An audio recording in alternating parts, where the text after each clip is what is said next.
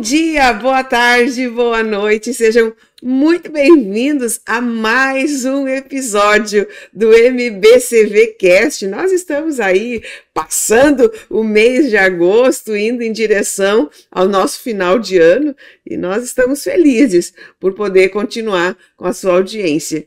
E nas quintas-feiras à noite, né, aqui no MBCV Cast, nós sempre trazemos um convidado. Alguém que possa tornar 30 minutos da nossa vida produtivos, né? Porque a gente passa a vida passando feed. E às vezes não se tem nada, é um vazio, né? E a gente tem essa proposta de, nas quintas-feiras à noite, trazer alguém que possa falar alguma coisa, né, para a nossa vida, que edifique a nossa vida. E hoje eu trago aqui Leonardo Dincal, doutor Leonardo Dincal. Seja muito bem-vindo, Léo. Obrigado, pastora. Obrigado.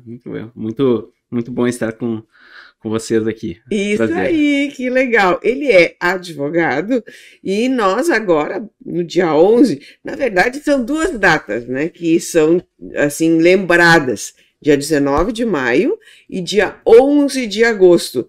Mas quem pensa que fizer, assim, ó, uma escolha aleatória, tá enganado. Né? Nesse meio jurídico tudo tem um motivo. E no dia 11 de agosto tem um motivo. Quero saber se tu sabe por que é dia 11 de agosto. O famoso dia, né? Inclusive, antigamente se conhecia como dia do pendura, né, pastora? As pessoas, os advogados, então, na época, né, iam até os estabelecimentos e consumiam sem pagar. Uhum, isso, gente, a gente está falando lá Dom Pedro I, 1800 e alguma coisa, 20 e poucos ali, né? Onde o próprio, quem estabeleceu o primeiro curso jurídico no Brasil foi Dom Pedro I. Mesmo. Acho que até mesmo por conta que estava ali sendo feita a Constituição e as coisas que tinham que ser feitas, né? Então ele trouxe o primeiro curso no Brasil. E aí os advogados começaram, depois que concluíram, enfim, a fazer no dia 11 de agosto esse pendura nos bares e nos lugares onde eles iam comemorar. Mas, na verdade, a finalidade, o motivo, né, pelo qual foi colocado esse dia, porque foi quando foram inauguradas os dois cursos, as duas universidades, né, para se promover o direito na nossa nação. Sim, inclusive a faculdade ali de Olinda, né? Olinda, no eu Pernambuco. Até te conhecendo. Tu foste lá? Eu cheguei a conhecer. E teve, acho que a outra foi em São Paulo ou Rio, eu não tô lembrada. Sim, correto. Essa tem uma história aí toda por trás, então a história do doutor já vem também por uma história de um decreto, né, então tecnicamente a pessoa que se formou não precisa ser exatamente advogada, sendo bacharel, já teria... Já é doutor, já tem DR. Brincadeira. O Léo é da nossa igreja lá de Portão, na cidade aqui de Portão, próximo a Novo Hamburgo, né, Léo, vamos falar um pouquinho sobre essa profissão que eu até poderia dizer assim, ó, ela é um desejo de muita gente, porque teve uma época na nossa nação que ou tu era advogado ou tu era médico, né? Tinha, assim, as opções, assim, eram muito restritas, né? E depois, claro, foi se abrindo tantas outras profissões, engenheiro, arquiteto, hoje está muito, né? Muita gente busca arquitetura, paisagismo. E a escolha pelo direito muito se dá pelo leque de digamos, cargos que tu pode exercer, né, dentro da titulação, digamos assim, né?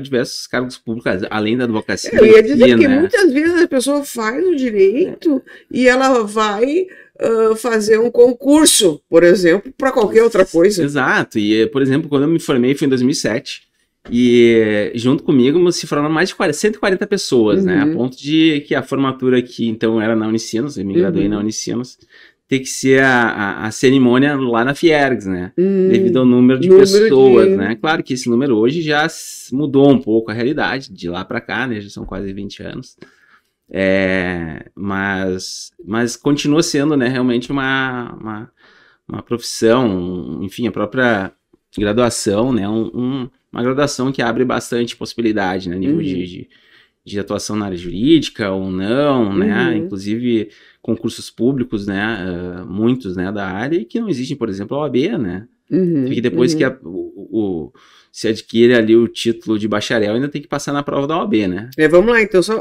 quantos anos para adquirir o título? São 5 anos, né? 5 a anos. previsão do curso, né? Eu demorei um pouco mais, né? Por conta de que vai depender de quanto que a pessoa está disposta a investir, né? Nas cadeiras, né? Isso, o tempo que quer desenvolver, e é importante sempre, dentro de todo curso, acompanhamento com uma atividade prática, né?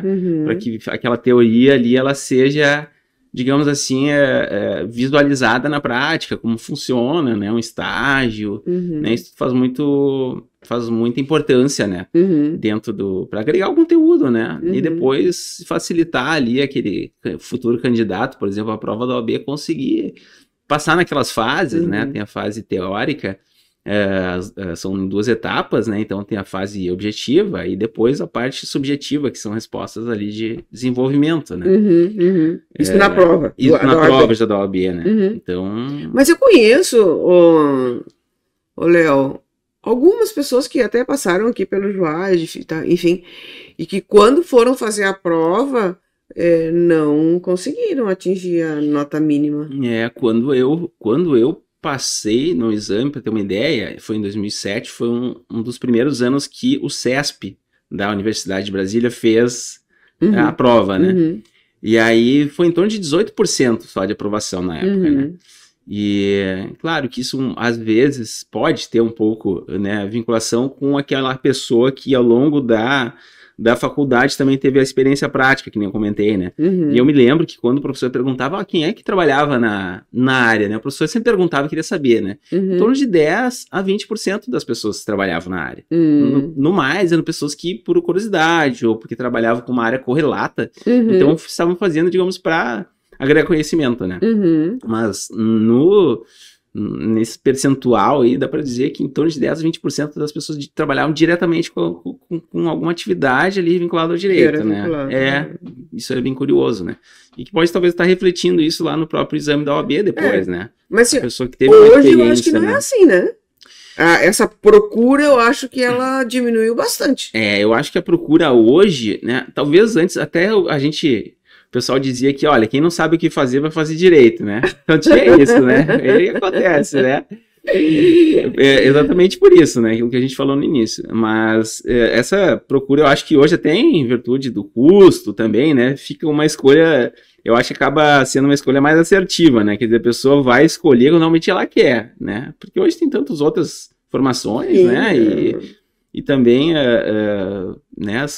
A gente também carece, por exemplo, no nosso cenário assim, de trabalho, de pessoas que tenham, por exemplo, serviços, né? De serviços em geral, né? A gente, por exemplo, carece, né? Tem pessoas que não. Por exemplo, então, um mercado que... Se a pessoa fez OAB e ele não passou, ele não vai poder exercer a profissão, daí ele vai em alguma... ele vai para que lado? Num concurso? Ele vai trabalhar numa empresa como auxiliar, qualquer coisa assim? Ele pode ser um assessor jurídico, né? Um assistente jurídico, né? Mas ele nunca vai poder exercer de fato, né, a profissão como advogado, né? Não vai poder fazer uma audiência, não pode fazer um pedido para um juiz, não pode, né, fazer atividades que são ali típicas de advogado mesmo, né? Então a pessoa realmente sem OAB, ela não consegue. Tem alguns cargos, tem uma discussão bem grande, até tem alguns cargos, por exemplo, de advogados a nível público, por exemplo, procuradores, em que tem uma discussão grande se eles realmente têm que ser advogados ou não, né? Porque eles passam na prova, né? Eles têm lá uma inscrição, né, de como funcionário público, mas tem uma discussão se eles realmente têm que ter ou não, né, a OAB, né? A OAB. Mas, enfim, né, eu acho que mesmo assim continua dando, né, abrindo muitas oportunidades, né? O curso realmente é bem bacana nesse sentido, e depois concursos tem a nível nacional, municipal, estadual, tem diversos concursos a que zona tem de uma atuação ligação é ampla, muito grande. E a IA não vai tirar esse lugar de vocês? Olha, eu acho que a IA, em todos os sentidos, ela vem para complementar, né? Acho que ela vem para complementar até o profissional, né? Ela não vem para concorrer porque ela sempre vai precisar de uma supervisão humana, né? Eu acho que em toda área ela sempre vai ter isso, né? A necessidade de uma supervisão humana. Mas, com certeza, né, a gente sabe que naqueles escritórios, por exemplo, que atuam de forma massiva, né, trabalham com o que a gente chama de contencioso, que são um número de processos maior, né? Empresas grandes que respondem assim a processos repetitivos, digamos, com as demandas sempre com mais uma matéria, né? Esse tipo de escritório realmente vai ser um escritório que a IA vai tomar conta, né? E vai tirar lugar de muito profissional, né? Mas são atividades que realmente a IA, talvez ela possa fazer tão bem, né?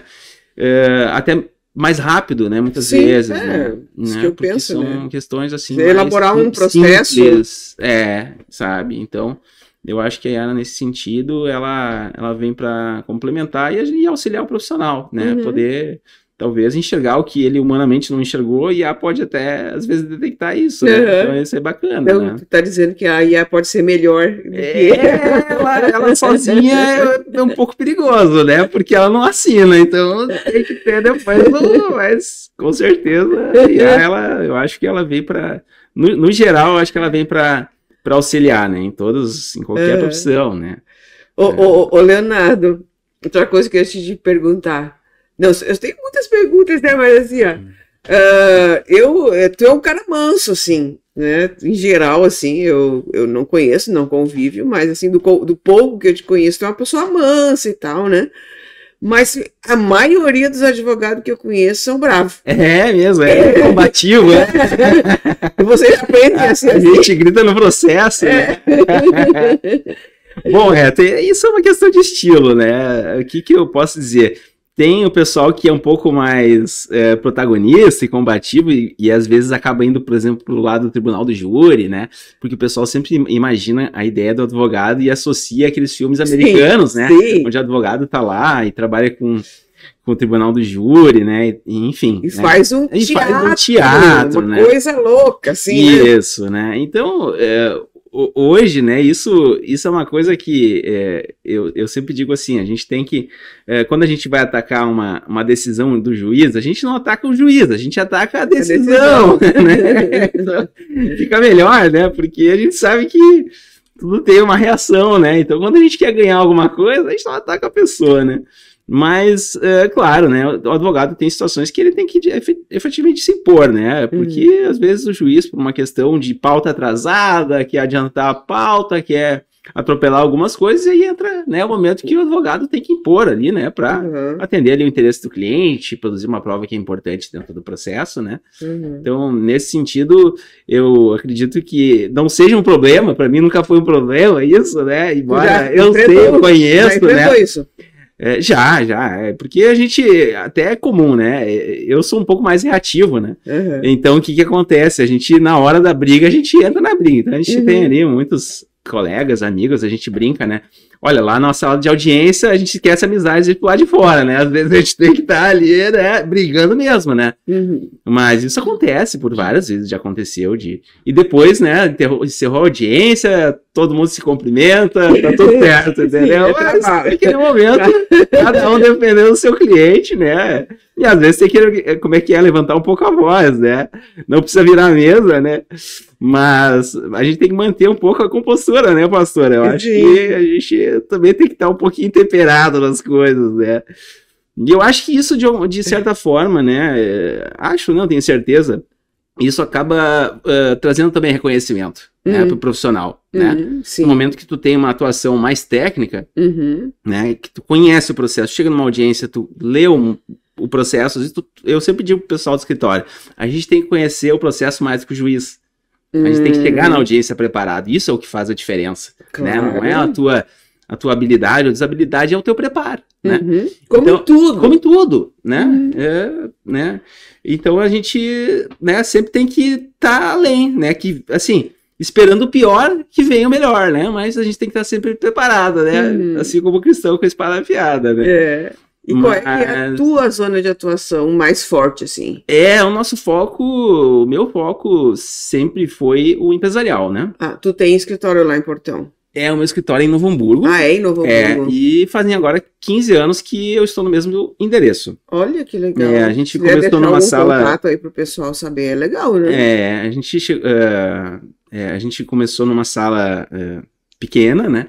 E depois dividida, depois a gente foi para uma sala maior e o ano retrasado a gente alugou mais uma sala, foi ampliando, né? Qual é o sempre nome no mesmo endereço, né? Se chama Ginkal e Terme. Né? Então, esse tem nossas redes ali, tem a nossa página ali, o pessoal pode seguir. Ginkal com C, né? Ginkal com C, D-I-N-C-A-O, né? E então o nosso trabalho ele é focado em direito empresarial, né? A gente brinca com o pessoal, né? A gente faz só empresarial, né? Porque na verdade empresarial ele acaba tendo e contemplando muitas áreas do direito, né? Ele pega a parte do consumidor, a gente atende bastante empresas, né? Então, a empresa do outro lado tem lá o seu cliente que tem um código de defesa do consumidor amparando aquele cliente, né? Então, tem uma relação, digamos assim, mais desequilibrada, né? E a legislação foi criada para tentar dar uma reequilibrada nessa relação, né? Quer dizer, a empresa por trás ali com grande estrutura e poder e o consumidor, às vezes, né? Sem toda uma proteção. Então, a gente brinca assim, né? Sempre nos dá um pouco de trabalho, né? Mas mais do que, né? Como advogado, nos dá muito mais trabalho, né? Fazer essa defesa do que propriamente o outro lado, né? O outro lado tem ali todo um favorecimento, a nível de provas, né? Tem inversão do ônus da prova que a gente chama, que é quando o consumidor apenas ele tem que alegar o seu direito, os seus fatos, né? E a prova toda cabe à empresa, né? Trazer documentos e mostrar o que aconteceu, o que não aconteceu e documentar isso, né? Então, a empresa, ela tem sempre esse ônus, essa carga que ela precisa levar, né? E a gente carrega junto, né? Porque a empresa, muitas vezes, vai lá... comete lá, tem o seu dia a dia lá, tem alguns erros, joga lá pro jurídico, o jurídico resolve, né? Então a gente chega com muito problema que a gente sabe poder ter esse resolvido na empresa, né? E a empresa muitas vezes ela deixa que o jurídico resolve, né? Sim, é mais fácil. que resolve. Mas então é isso, o empresarial ele tem isso, a gente tem a parte de impostos, o direito tributário, a gente envolve também o direito consumidor, o direito civil, a parte societária, então é um monte de disciplinas ali do direito que acabam ficando dentro do direito empresarial, né? Então a gente brinca que de tédio a gente não morre no Brasil, né? Porque tá sempre em constante mudança e a gente precisa, né, ficar acompanhando isso, né? Como todo profissional, né? Então eu me graduei, depois eu continuei, né, me capacitando na área, eu fiz 2 pós-graduações. E a ideia é continuar, né, pastora? Porque a gente precisa sempre buscar, né, isso, uma qualificação, né, e entregar o melhor para o cliente, de fato, né? Isso que a gente busca. E as pós tu fez no quê? Eu fiz uma pós em direito empresarial mesmo. Eu fiz um MBA, né, uma ênfase prática, inclusive. E também depois, né, como a gente também atende muito na área hospitalar, né, e alguém tem que puxar a frente sempre, né, no escritório, eu fiz uma pós-graduação em Direito Médico Hospitalar. Ah, tá. Então também isso uma área também está em alta, bastante. Deus defenda. Sim.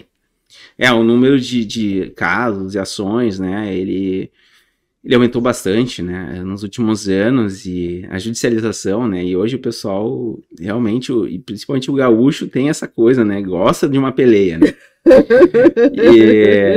Mas dentro de um cenário geral, a gente vê que há uma especialização também por parte do judiciário, né, o judiciário também está se especializando e capacitando para absorver e enfrentar esse tipo de demanda, porque antigamente se tinha aquela expectativa, olha, o paciente entrou de um jeito, tem que sair melhor, né?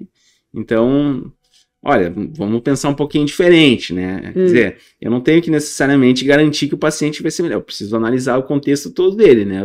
O médico, ele tem seu protocolo, né, de atendimento, então, se o médico, ele seguiu todos os protocolos, atendeu bem o paciente, tem coisas que, né, são soluções ali que talvez só, né, só Deus ali possa...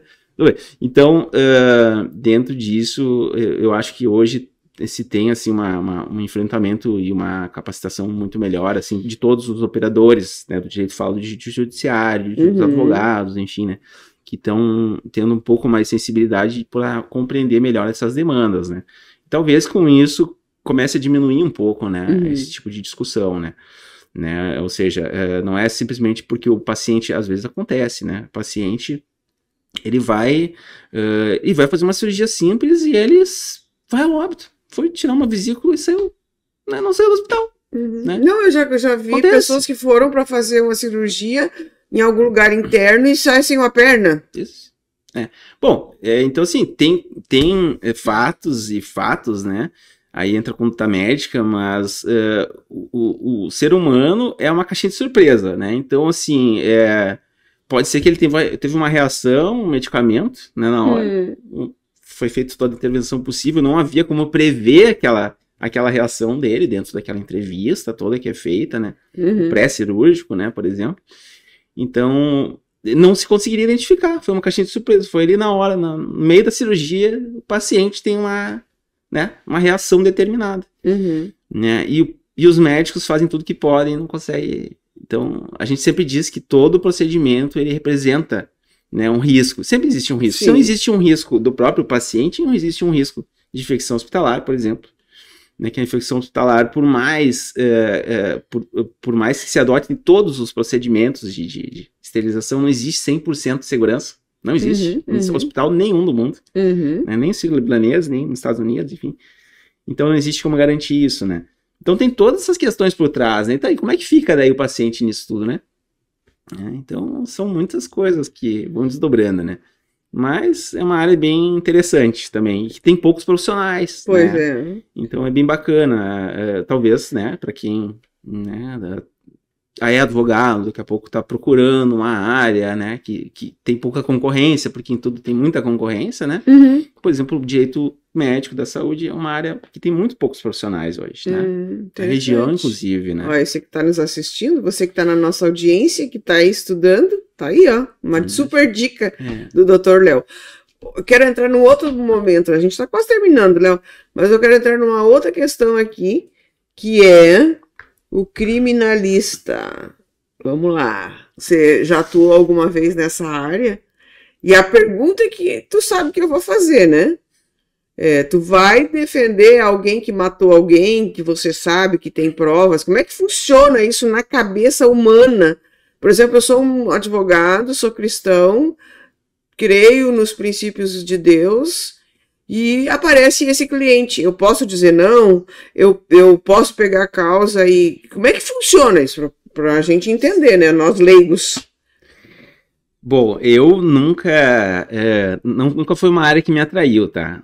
A parte do direito penal e tem colegas que vão muito bem, mas o que acontece? A área, até a gente tinha desde a época da faculdade, né? O professor dizia assim, eu nunca me esqueci daquilo. Ele dizia assim, a gente não defende o cliente, a gente defende uma tese. Ai, ai, ai. Porque, claro, né? O que acontece? Dentro do ritual do processo, né? Existem vários procedimentos também, né? Assim como a gente falava antes do médico, né? Existem também procedimentos que a pessoa que cometeu lá o seu crime, seja ele qual for, de mais ou menos gravidade, ele também tem que ser submetido ao que a gente chama de devido processo legal, né? Então, assim, ele não pode ter no caminho ali problemas que possam afetar esse direito dele também de se defender, alguma prova necessária que precisa ser feita, né? Para de fato comprovar que existe, por exemplo, quando a pessoa faz a confissão, que a gente chama, que ela diz, não, realmente fui eu que matei o fulano, né? Não basta só a confissão dela, tem que ter mais uma prova material, né? Sim, porque ela pode encobrir alguém. Ela pode ser um álibi, alguém que ela entrou no lugar, né, de alguém para assumir o crime, né? Então, o que acontece? Dentro disso, vamos pensar, se eu um dia for processado, a senhora, a gente vai dizer assim, não, mas eu quero ter o meu direito de defender, eu quero ter um advogado, né? Porque existem casos, até viram matéria de filme, em que as pessoas sofreram com uma injustiça, né? Quer dizer, uma prova foi produzida de forma errada e até incriminou a pessoa, e a pessoa, anos depois, se descobriu, né? Conseguiu revolver aqueles fatos e ver que, na verdade, não foi ela, né? Ela é inocente. Então, para evitar esse tipo de erro judiciário, que pode acontecer, porque o juiz ele é o destinatário da prova, ele recebe lá as provas, ele não teve no local do crime, né, por exemplo, e ele recebe lá provas para analisar. Ele analisa o que estiver escrito. Ele analisa o que está escrito. A gente costuma dizer que o que não está nos autos não está no mundo dos fatos, né? Quer dizer, aquilo que não veio para o processo pode ser que aconteceu fora. Pode ser que aconteceu de uma outra forma, mas não veio para dentro do processo. Né? Então o juiz ele fica ali, ele é um ser que a gente chama assim quase inerte, ele não tem, ele só recebe aquelas provas, ele não tem proatividade, como por exemplo o promotor de justiça, que é aquele que vai ser o representante da sociedade, né? E que vai defender a sociedade daquele mal, digamos, né? Então ele é o promotor, ele é a pessoa, a figura ativa no processo, ele que tem que diligenciar, ele tem que pedir provas, ele tem que arrolar testemunhas, né? Não é o juiz que arrola, né? Então o juiz só recebe essas provas e analisa e julga. Então dentro disso que a gente, voltando, né? A gente, para ficar talvez um pouco mais confortável, né? Eu acho que era um consolo, assim, né? Para os futuros criminalistas, né? Olha, você tem que defender uma tese, não o cliente. Eu acho que isso acaba sendo aquilo que a gente falou, assim, né? Tentar pelo menos garantir que a pessoa que responda um processo, por pior ou mal que ela tenha feito ou não, que ela responda um processo realmente legal, um processo que seguiu aquelas normas processuais. Mas há de convir que é desconfortável, mesmo para um juiz que é técnico, que tem toda uma preparação, ele ter que defender alguém, por exemplo, que violentou e matou uma criança. Isso, a humanidade dele não fala mais alto? Olha, existe na teoria, né, a tese de que o juiz tem que ser um imparcial, né? Mas a gente sabe que isso entre a teoria e a prática, né, é uma coisa que praticamente não tem como se separar, né? Então, lógico que existe, por exemplo, uma comoção pública, né, algo que afetou uma comunidade, né, isso vem para dentro do processo, né? Não tem como o juiz realmente ele olhar isso sem sentir todo esse ambiente, né, por trás, né? Então, assim, na teoria ele deveria ser uma pessoa que nem olha para a foto, né? Ele tá julgando uma pessoa ali pelo número. Nem sei se foi o Leonardo, se foi a pastora Eliane, eu tô um número aqui. O certo seria, até pensando agora, né? Tem aqui o CPF da pessoa, não tem nem o nome, né? Mas para que houvesse, né, que nem o símbolo ali do direito, né, é a deusa da justiça ali, enfim, e ela tá vendada porque, em tese, ela não pode estar olhando para as pessoas, ela tem que estar julgando sem olhar, né, com neutralidade, com imparcialidade, né. Mas lógico que isso, como a gente falou, né, é algo que é difícil de separar, né? Na realidade é muito difícil separar, né? Para a gente encerrar mesmo, que a gente já deu uns 30 minutos, mas eu ainda tenho. Eu teria muitas coisas para perguntar para o Léo. Mas me diz assim, ó.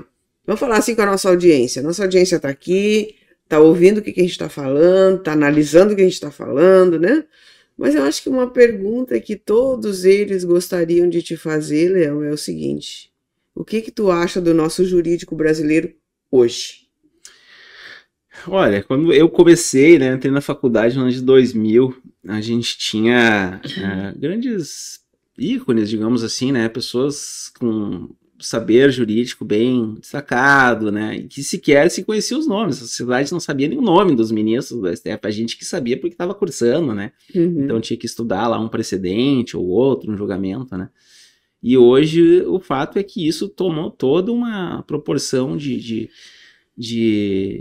matéria de jornal, então ficou uma coisa muito protagonizada hoje, né? Essas figuras das altas cortes aí tomaram hoje digamos assim, se sobressaem no cenário, né? E a gente vê que, claro, né, existe para a nomeação, né, por exemplo, o Supremo, né, existem ali características que, né, a pessoa indicada deve ter, né, e que não deveriam ser características políticas, né, e que, em resumo, hoje, né, os tribunais, aliás, de certa forma, eles já tinham esse poder, esse status de tribunal político, digamos assim, né, mas antigamente a gente tinha um pouco mais a técnica do que né, a política, a figura e a ideologia por trás, né? Então, infelizmente, a gente hoje tem figuras que, né, o pessoal costuma dizer que não representam, a gente, da mesma forma, né, como partes aí, a gente, pela Constituição, a gente é considerado também um órgão ali auxiliar do judiciário, né, o advogado. Então, o que acontece? A gente também lamenta muito por isso, né, por o ponto que a gente chegou, né. Então, lógico que não são todos os processos que vão parar, né, em Brasília, são alguns processos, né, é difícil, muito difícil fazer um recurso, inclusive subir para Brasília. Existem vários filtros, vários mecanismos para um recurso não subir para Brasília, né, para ser apreciado ou pelo Superior Tribunal de Justiça ou pelo Supremo Tribunal Federal, né. Mas, infelizmente, né, pastor, eu preciso concordar, eu não tenho como negar isso, né? A gente tem bons ministros ainda no STJ, por exemplo, né? Mas o STF realmente está deixando a desejar, né? E por vários motivos né? E já por uma herança, né, política, né? Por exemplo, né, de um governo que se instalou e está por muitos anos, né? E conseguiu com isso nomear muitos ministros, né? Então, hoje ele tem uma grande representatividade a nível de governo dentro da máquina judiciária também, né? Então, isso acho que acaba vindo, essa polarização aí, ela está sendo muito, né? Assim, ela está sendo muito, de um modo geral, bem prejudicial, né, para o Brasil, né?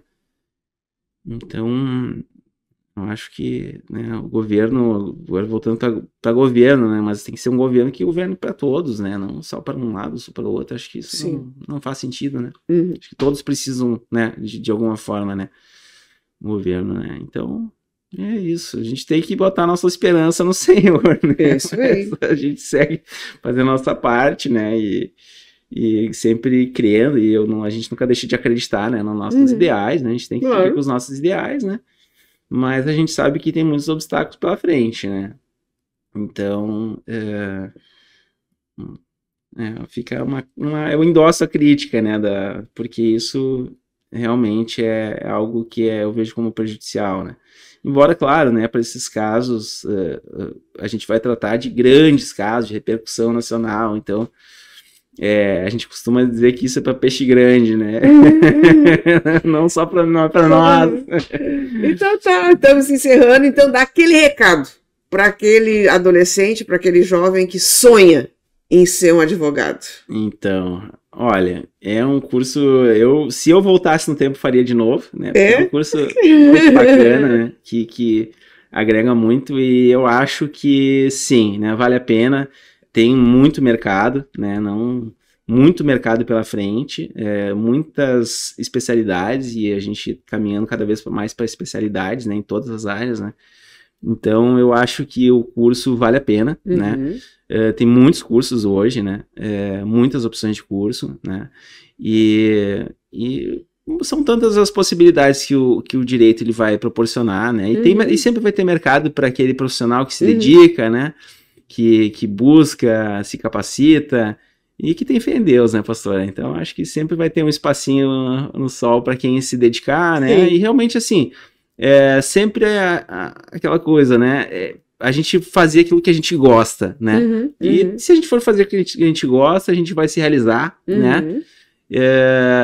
A gente também vai se realizar e também ser instrumento, né? Para abençoar outras pessoas, né? E cumprir o propósito de Deus, né, até com a nossa profissão, né, eu acho que isso é muito bom, a gente poder auxiliar as pessoas, né, esse senso de justiça eu sempre tive, assim, desde pequeno isso comigo, minha mãe dizia assim, tu vai ser o defensor dos fracos e oprimidos, né, os fracos e comprimidos, a gente me dava. Mas, na verdade, eu acho que a pessoa que tem isso, né, eu acho que todo mundo tem um pouco, mas né, eu acho que esse é um ponto de partida, né, eu acho bem bacana para quem gosta da área, né, de ter perseguir isso, né? Eu acho que tendo um pouco disso já é suficiente. Então, é isso aí. Se você é um inconformado, um advogado, é uma questão de justiça. Realmente, quando você se esforça e você confia em Deus, ele vai te colocar no melhor lugar. Obrigada mais uma vez, Leonardo, por ter vindo. E sempre as portas aqui do MBCV estão abertas para você. Tá bom? Tchau, gente. Tchau, tchau.